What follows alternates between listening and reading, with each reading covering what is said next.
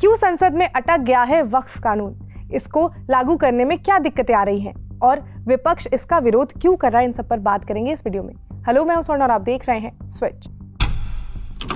वक्फ कानून में बदलाव को लेकर संसद की एक कमेटी में भारी हंगामा हुआ। विपक्षी सदस्यों ने कमेटी की मीटिंग का बहिष्कार किया। उनका आरोप था कि ये मीटिंग जल्दबाजी में की जा रही थी। हालांकि थोड़ी देर बाद वे फिर से मीटिंग में लौट आए। विपक्ष का कहना है कि वक्फ विधेयक पर पूरी तरह से विचार करने के लिए उन्हें ज्यादा समय चाहिए। कमेटी के अध्यक्ष बीजेपी सांसद जगदम्बिका पाल ने भी ये स्वीकार किया है कि कार्यकाल बढ़ाने की आवश्यकता है। इसके बाद ये तय हो गया है कि वक्फ विधेयक इस संसद सत्र में पेश नहीं होगा और इसे आगे बढ़ाया जा सकता है।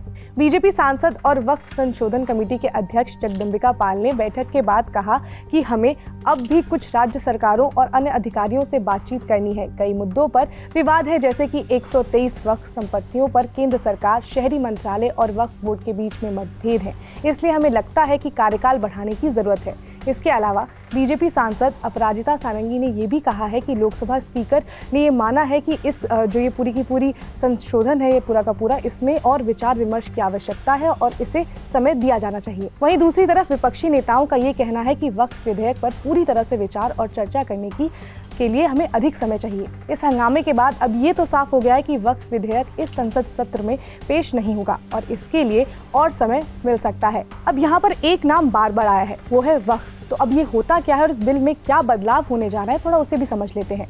तो जब भी कोई किसी इस्लामिक रिलीजियस काम के लिए कोई प्रॉपर्टी दान करता है तो वो वक्फ प्रॉपर्टी में आता है। ये प्रॉपर्टी लोग चैरिटी के लिए भी दान करते हैं और इस प्रॉपर्टी को हम मदरसों और जो रिलीजियस प्लेसेस है उसके लिए इस्तेमाल किया जाता है। तो इसके लिए नियम कानून बनाए गए हैं और उन्हीं नियम कानूनों में बदलाव की बात चल रही है।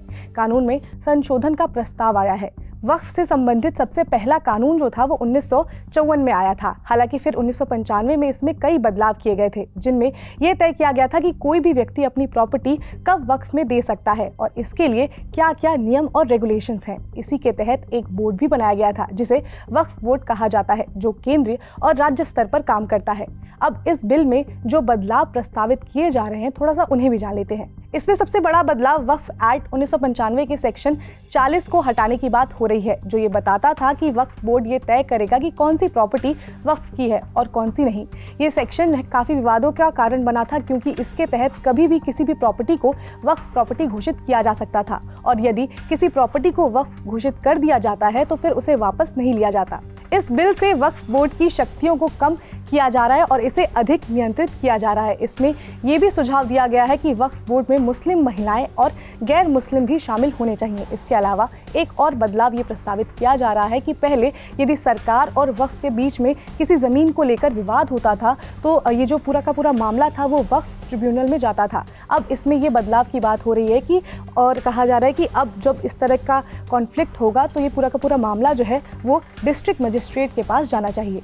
इसके अलावा वक्फ संपत्तियों का ऑडिट भी प्रस्तावित किया गया है। ये ऑडिट जो है वो सीएजी द्वारा चुने गए ऑडिटर्स ही करेंगे। ये कुछ प्रमुख बदलाव हैं जो इस बिल में सुझाए गए हैं और इसी वजह से जो ये संशोधन है उसका काफ़ी ज़्यादा विरोध भी हो रहा है और इसी वजह से इस संशोधन को बजट सत्र तक के लिए टाल दिया गया है।